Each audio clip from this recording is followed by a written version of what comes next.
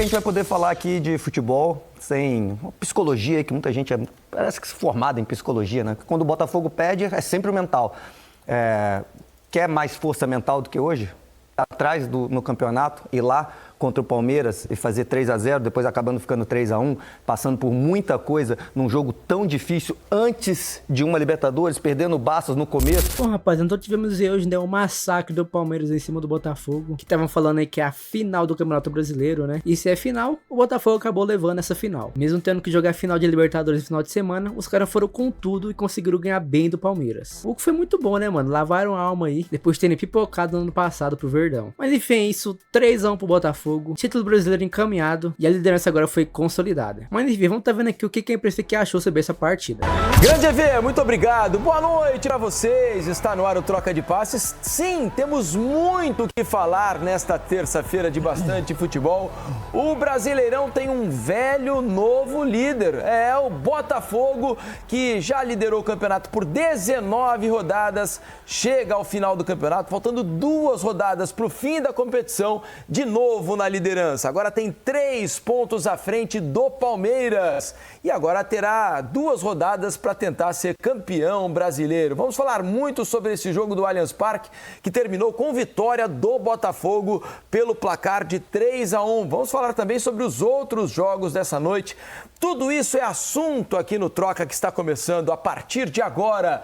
Conto com vocês aí de casa por meio da hashtag Troca de Passes. Está aqui na sua tela, ó. Hashtag Troca de Passes. Vá lá no X, no Twitter, mandem as suas mensagens pra gente. Quero ouvir os botafoguenses, os palmeirenses especialmente, né, que terminaram de assistir o jogo lá do Allianz Parque. Quais as suas impressões, hein? O que mudou em termos da disputa do título? Os palmeirenses ainda estão confiantes? Como estão os botafoguenses, que estavam um pouco mais pessimistas depois das últimas rodadas? Queremos ouvi-los, tá legal? Como quero ouvir também Carlos Eduardo Mansur, Conrado Santana, que são os meus parceiros desta noite aqui no Troca de Passes. Tudo bem, Mansur? Boa noite. Um grande jogo de futebol no Allianz Parque, para quem gosta, né? Eu até hoje pela manhã tuitei dizendo que eu estava ansioso para a noite de hoje, né? Acho que todo amante do futebol estava um pouco ansioso, no mínimo, para essa rodada de terça-feira, especialmente pelo jogo entre Palmeiras e Botafogo.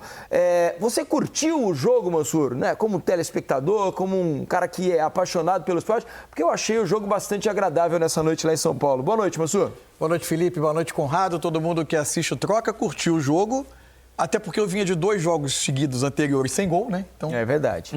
Isso já criava ampliava as expectativas para Botafogo e Palmeiras. Agora, olha só, e conforme o jogo foi se desenrolando, e é lógico que um placar contundente como esse, de 3-1, teve 3-0 até o final, até perto do final, ele pode ter ali, ser condicionado por várias circunstâncias que acontecem no jogo de futebol. Uma expulsão que acabou desestruturando um lado, uma bola longa de um goleiro já depois do Palmeiras estar desestruturado, que o Botafogo encontra o 2-0, depois uma bola parada. Acho que isso tudo faz parte, são coisas que acontecem num jogo de futebol.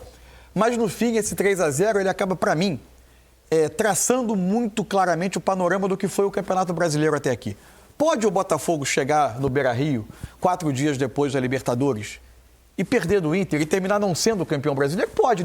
Não são resultados anormais, absurdos, o Palmeiras ganhar do Cruzeiro e depois confirmar com o Fluminense na última rodada.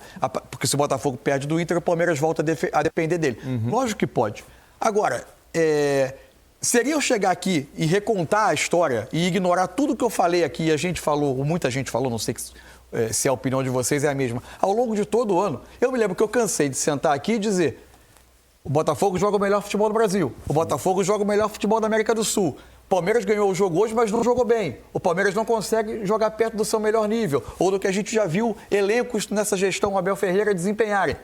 Então, o Palmeiras teve o mérito de encontrar formas de não descolar do Botafogo, desse Botafogo muito forte que se impôs o tempo todo. Agora, o melhor time do Campeonato Brasileiro é o time que chega a 2 rodadas do final para Botafogo e Palmeiras, com 3 pontos de vantagem. Vantagem que eventualmente poderia ser maior se alguns tropeços inesperados do Botafogo, que também são parte do futebol, e numa caminhada de 38 rodadas eles acontecem. Só para a gente ter uma noção, o vice-líder do campeonato hoje é o Palmeiras.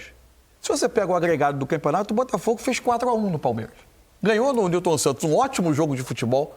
Acho que o Botafogo foi melhor time, mas um jogo que teve chance dos 2 lados, mas ele fez 4-1. O Inter, que é o segundo colocado, ele venceu no Newton Santos. Ainda não jogaram de novo. O Fortaleza, que é o quarto colocado, fez um confronto com o Botafogo no momento em que era disputa quase de liderança. E o Botafogo foi claramente superior.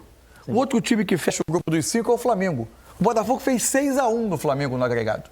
Então, gente, o que precisa mais para a gente ter certeza que quem jogou ao longo da temporada o melhor futebol no Brasil e talvez, possivelmente da América do Sul, com consistência, foi o Botafogo. E ele está sendo premiado agora, chegando com 3 pontos de vantagem a 2 rodadas no final. Eu não sou capaz de prever o que vai acontecer no campeonato. O Palmeiras teve o mérito de se manter próximo e num eventual tropeço do Botafogo, numa derrota para o Inter, ele volta à briga. Mas se o campeonato se definir como está agora, a taça do brasileiro vai estar em ótimas mãos e o jogo de hoje eu acho que é um emblema disso. Quer o contraponto disso, Conrado Santana? O Palmeiras, contra os 4 primeiros colocados do campeonato, exceto ele, contra, então, Botafogo, Internacional, Fortaleza e Flamengo, sabe quantos jogos o Palmeiras venceu desses 4 adversários? Ou seja, são 8 confrontos entre ida e volta. Sabe quantos? Nenhum. O Palmeiras fez 4 empates e 4 derrotas contra esses 4 adversários. Isso também é sintomático para um time que quer ser campeão brasileiro, né, Conrado? Nos confrontos diretos você precisa pontuar bem. Boa noite, Conrado. Tudo bom? Boa noite, Diniz, Mansur, todo mundo com a gente em casa. Que bom que a gente vai poder falar aqui de futebol sem uma psicologia, que muita gente parece que é formada em psicologia, né? Quando o Botafogo perde, é sempre o mental. Quer mais força mental do que hoje? Atrás no campeonato, ir lá contra o Palmeiras e fazer 3-0, depois acabando ficando 3-1, passando por muita coisa num jogo tão difícil antes de uma Libertadores, perdendo Bastos no começo, e ninguém vai ficar falando que o Palmeiras agora do nada não tem mental, porque logo de cara perdeu 2 gols incríveis, né? O Gomes sozinho, o John saiu mal, perdeu, o Rony saiu cara a cara, perdeu, e aí depois acabou tomando, teve expulso. Tá sem cabeça o Palmeiras? Não, são coisas do futebol, gente. Isso acontece. O que aconteceu ano passado, ficou no ano passado. Vai querer ficar o resto da vida do Botafogo querendo fazer essa comparação? Isso é simplesmente injusto. E outro, é raso. Vamos analisar mais futebol, vamos falar mais de jogo. O Botafogo demonstrou durante toda a temporada, tudo isso que o Mansur está falando, e também jogos decisivos, quando precisou ter um mental forte, foi forte. Não se chega na final de Libertadores à toa, não elimina esse Palmeiras da própria Libertadores à toa, não fica invicto em clássicos no ano inteiro à toa. Esse time já se mostrou forte também psicologicamente, e às vezes acontece de perder. Acontece de tomar gol no final, acontece de mal, como aconteceu contra esse fortíssimo Palmeiras, que hoje não foi bem. Isso é futebol, não tem como a gente, antes do jogo, saber, esse time aqui vai ganhar e acabou e não tem nada que possa ser feito. Como, por exemplo, pode perder do Inter, que o Mansur falou. Isso é futebol. Pode perder de um Galo que tem Hulk, tem Paulinho, tem Davidson, tem Scarpa. É um baita time numa final única. Isso acontece, é futebol. Vamos analisar mais o jogo, vamos analisar mais futebol. É muito fácil, toda vez que o Botafogo tropeçar, não tem mental. Isso, pra mim, é muito raso. Vamos analisar o jogo com nossos companheiros, então, que estão na cabine lá do Allianz Parque. Everaldo Marques, Eric Faria, Aline Calandrini. Olha só, meus amigos, eu estava falando aqui sobre esse jejum do Palmeiras contra os times de cima da tabela, só para dar resultados para vocês. Olha, o Palmeiras contra o Internacional empatou no Beira-Rio 1-1 e perdeu no Allianz Parque 1-0. O Palmeiras contra o Flamengo empatou no Maracanã 1-1 e empatou no Allianz Parque 0-0. O Palmeiras contra o Fortaleza empatou no Allianz Parque 2-2 e perdeu lá em Fortaleza 3-0. E contra o Botafogo, havia perdido por 2-1 no Newton Santos e perdeu hoje 3-1 no Allianz Parque. Acho que é um recorte importante para dizer também o porquê o Palmeiras hoje não está à frente do Botafogo. Não, meus amigos, boa noite, bem-vindos ao Troca de Passes. EV? Sem dúvida, Diniz. Boa noite. Um abraço para você, para o Mansur, para o Conrado e para todo mundo que acompanha o Troca. Deixa eu só fazer uma leve correção nesses resultados que você está passando aí, porque o jogo contra o Internacional foi em Barueri. É verdade. O Palmeiras mandou vários jogos ao longo do ano fora aqui do Allianz, né? Em razão de diversos shows. Hoje, inclusive, tem um palco montado aqui, porque amanhã tem a gravação do especial de fim de ano do Roberto Carlos, que a Globo vai exibir na sua programação especial de Natal. Mas vários shows que aconteceram aqui impossibilitaram que o Palmeiras atuasse nesse estádio. A derrota para o Inter foi em Barueri. Aqui no Allianz, o Palmeiras tinha sofrido só uma derrota ao longo da temporada. Foi para o Vitória no finalzinho de julho, no Campeonato Brasileiro. Estou aqui com a Aline Calandrini e com o Eric Faria. Qual foi o principal mérito do Botafogo na vitória dessa noite, na sua opinião, Eric? Boa noite mais uma vez. Oi, Evê. Calandra, pessoal do estúdio, Mansur, Conrado, Felipe. Eu acho que foi entender o que o jogo ofereceu para ele. Eu tive, assim, no início, muita dificuldade de comentar a partida, porque se a gente for lembrar dos outros 3 jogos entre Botafogo e Palmeiras, foram jogos mais bem jogados, eu acho. Esse foi mais brigado, pelo menos no primeiro tempo. Muito contato, muito duelo, Os muito times embate. pareciam ansiosos, né? Muito ansiosos os jogadores. E o Palmeiras até começou melhor, numa voltagem maior, empurrando o Botafogo um pouco para trás. Só que o Botafogo, aos poucos, foi entendendo o que o jogo precisava. Não dá para ter o jogo de aproximação, que é tão característico desse time, Marlon, Gregory, Savarino, Almada, Luiz Henrique. Então vamos fazer o jogo que tem que fazer, vamos competir mais, vamos brigar mais. Aí já teve a esticada pro Almada, que deu origem a 2 escanteios e saiu o primeiro gol do Botafogo. E aí, no segundo tempo, o jogo voltou com as mesmas características. Equilibrado, brigado, picotado pra caramba pelo Wilton. Só que aí, na minha opinião, a expulsão do Marcos Rocha definiu o placar. O Botafogo não poderia ganhar se não fosse a expulsão? Não é isso que eu estou dizendo. Mas é que o Palmeiras se desestruturou de vez. O Abel já tinha mexido no meio-campo, já tinha aberto o time. E quando perdeu o Marcos Rocha, ele ofereceu muitos espaços para o Botafogo. E tudo que esse time gosta é de espaços, né, Calandra? É isso. Boa noite, amigo do Troca. É mérito total. Essa é a grande verdade. A gente estava ouvindo o Mansur falar sobre a equipe do Palmeiras, mas respondendo ao Diniz, é um Palmeiras que, de todos os Palmeiras que o Abel teve, apesar das contratações que foram excelentes nessa temporada, é um Palmeiras que é mais ou menos isso que a gente viu nessa temporada. Tanto que os resultados mostram isso, apesar de estar colado no Botafogo nesse Campeonato Brasileiro, mas saiu da Copa do Brasil, saiu também da Libertadores. É verdade que pegou 2 times muito fortes, mas em relação a desempenho e a resultado, realmente é uma temporada abaixo do Palmeiras, a gente sabe muito bem disso. O Botafogo, pra mim, foi muito resiliente nesse jogo em si, foi inteligente, teve dificuldade, o Eric fez uma narrativa perfeita do que foi a partida de hoje, mas é uma equipe muito forte individualmente e coletivamente também. Quando a gente fala do quarteto, a gente fala muito do Igor, a gente fala do Almada, a gente fala do Savarino, que pra mim foi o melhor em campo hoje, participando de gols, a gente fala do Luiz Henrique, mas o Gregory e o Marlon foram essenciais no meio de campo, porque eles seguram ali aquele setor e deixam esse quarteto aí se mexer, se movimentar, ser criativo. Depois que o Botafogo entendeu e acabou estando com 1-0 no placar, o Palmeiras teve que ir pra frente.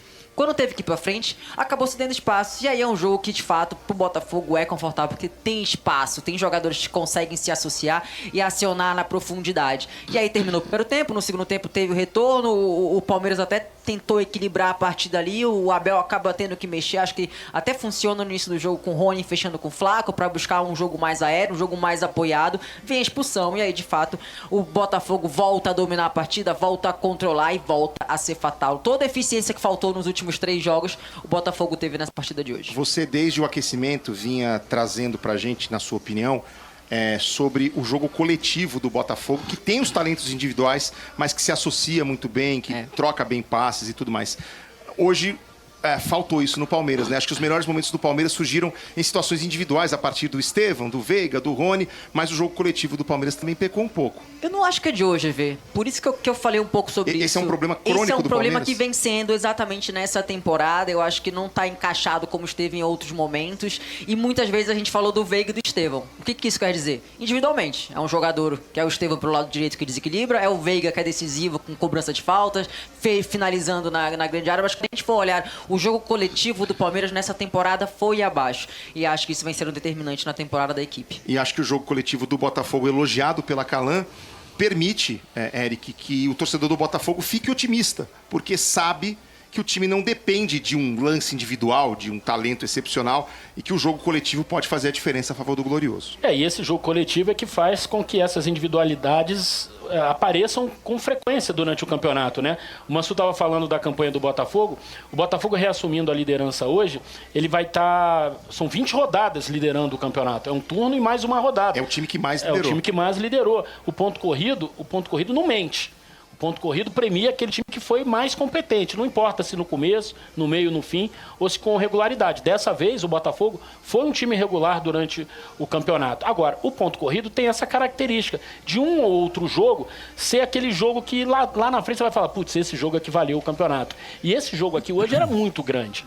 Era muito grande. Porque se o Palmeiras vence, o Palmeiras ficava uma vitória de ser campeão. e praticamente tiraria o Botafogo da disputa. Ficaria muito difícil.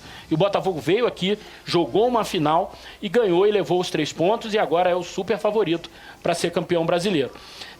Eu estava ouvindo o Conrado falando, muitas coisas pertencem ao futebol e eu concordo 100%. Mas um jogador experiente como o Marcos Rocha não pode fazer o que ele fez. Ele precisa entender o campeonato que ele está disputando. Vários jogadores já receberam cartão vermelho por lances parecidos como esse. Então um cara com a rodagem que ele tem, com a estrada que ele tem, no momento do jogo, no momento do campeonato, não pode fazer isso. Lembrando que na próxima rodada, as 2 últimas do Botafogo, né? Visita o Internacional e recebe o São Paulo. Se o Internacional vencer o seu jogo do próximo fim de semana, que é contra o Flamengo, né? É um grande duelo.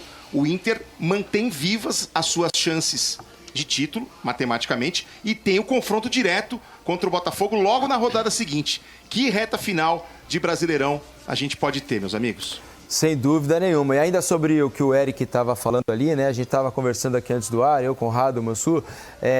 Em tempos de VAR, em outros tempos, né, até poderia ser aceitável essa troca de braços ali e tal.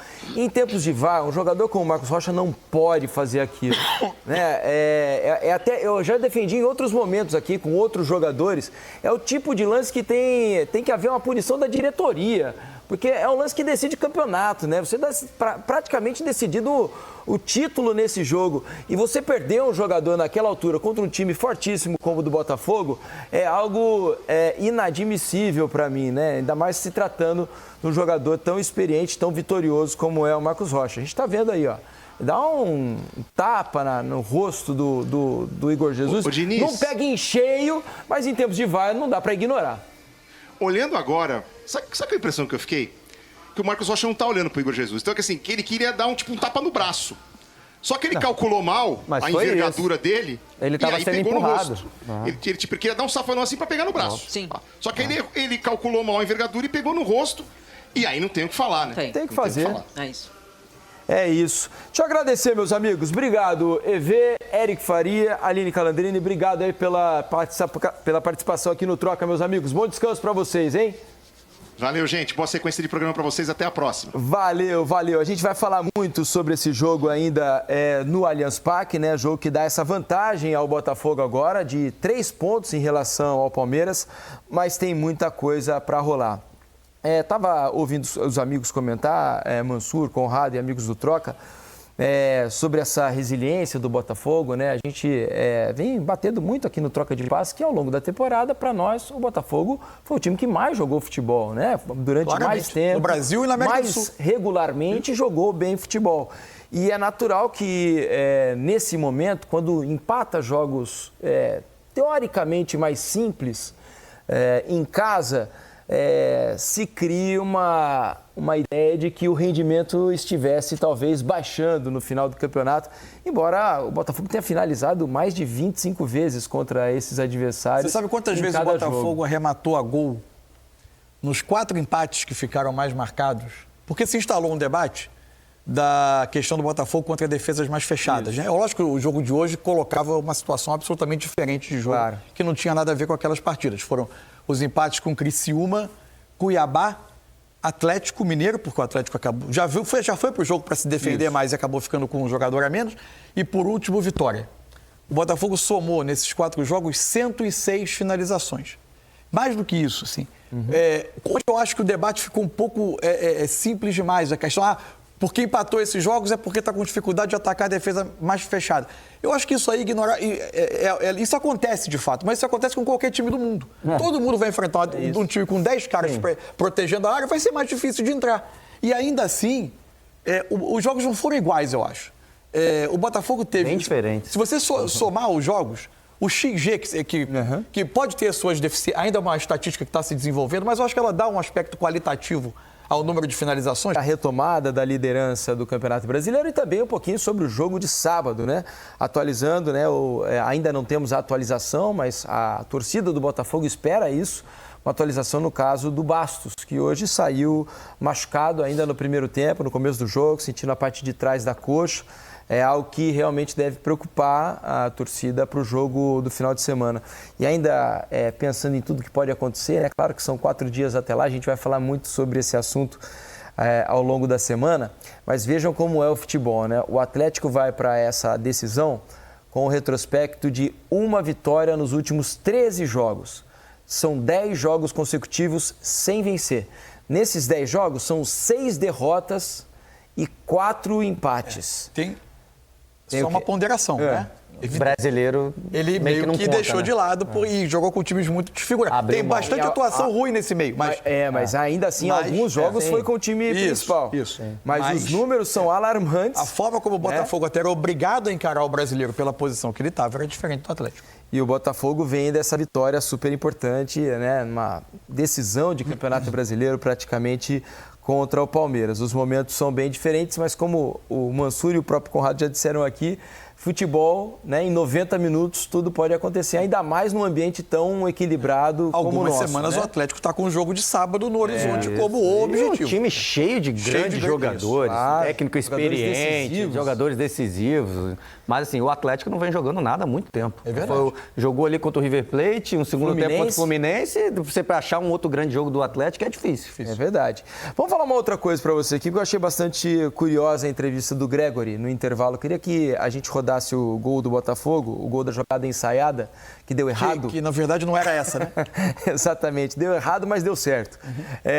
O Gregory foi muito sincero ali na entrevista. Quando eu vi a jogada, eu falei, nossa, mas que jogada bem pensada, deu tudo certo. Pegou o Gregory sozinho ali, dentro da área para finalização. Eu não sei qual era a jogada pensada, confesso. Fiquei imaginando se a bola talvez fosse direcional do Luiz Henrique, olha ali, ó. Eu acho que era saindo para receber. Eu acho que era pelo alto, ele pegou mal o Almada. Será que era para cruzar? Acho que era para cavar lá no segundo pau. Porque a ideia é pegar a defesa saindo, né? Ele pegou, não pareceu que ele pegou uma bola para cruzar, né? Pareceu um tapa fraco, parecia um passe, mas... É porque foi tão preciso no pé do Gregory que parece. Acabou que era uma jogada ensaiada que não era essa. Né? Era uma outra jogada. O Gregory disse até que eu até errei o meu posicionamento, não era para eu estar ali. Eu gosto quando tem essa sinceridade, esse sincerômetro dos jogadores que quebra muita gente, que iam falar da jogada ensaiada do Botafogo, pensada para o momento especial. Até tinha uma jogada ensaiada, mas não foi essa. Porque o mais comum da gente ver nesse tipo de lance que a bola é rolada quase pro bico da área é pegar a defesa saindo para tentar o cruzamento para alguém entre as costas. Eu acho que era isso. Mas agora, ele pegou mal. Mas assim, que o gesto, Almada, a batida da bola do Almada, ela saiu tão rente ao chão, ela nem parece um chute que pegou tão mal, né? Parece, ela deu uma cara de passe mesmo, então a gente ficou na dúvida mesmo. Porque é difícil essa bola que o Almada vem correndo pra cá, né? A bola tá vindo daqui, você fazer ela ir pro outro lado, né? Aí ele tenta pegar ela aqui, aí eu acho que ele pegou mal e a bola não subiu, mas é o normal do cara pegar por baixo pra cavar lá no segundo pau. Fato é que foi no pé do Gregory. Foi no pé do Gregory. O chute também foi muito bom do Gregory, que fez um grande jogo. Esse pegou bem. Mas aí, seja qual for a ideia do Botafogo, não dá para, no movimento desse, ter um jogador livre dentro da área sem nenhuma marcação próxima. O Palmeiras tinha alguns jogadores, era uma marcação ali, parecia uma marcação mista de escanteio, alguns jogadores defendendo espaço, outros defendendo o homem. Então, a minha impressão é que o Gustavo Gomes é quem defendia o espaço mais próximo ali de onde estava o Gregory. Mas na hora do passe também não teve a reação de colar no Gregory, que desde o início da jogada está livre e acaba pegando num espaço. A verdade é que é muito incomum, né? Um cara dali dar esse passe rasteiro para dentro da área. É muito incomum mesmo. Mas claro, vacilou o Palmeiras na marcação. Então é isso, pessoal. Espero que vocês tenham gostado do vídeo. Se você gostou do vídeo, então, deixe seu like. Se inscreve no canal caso você não seja inscrito, beleza? Então é isso, pessoal. Até a próxima. Valeu, falou e fui!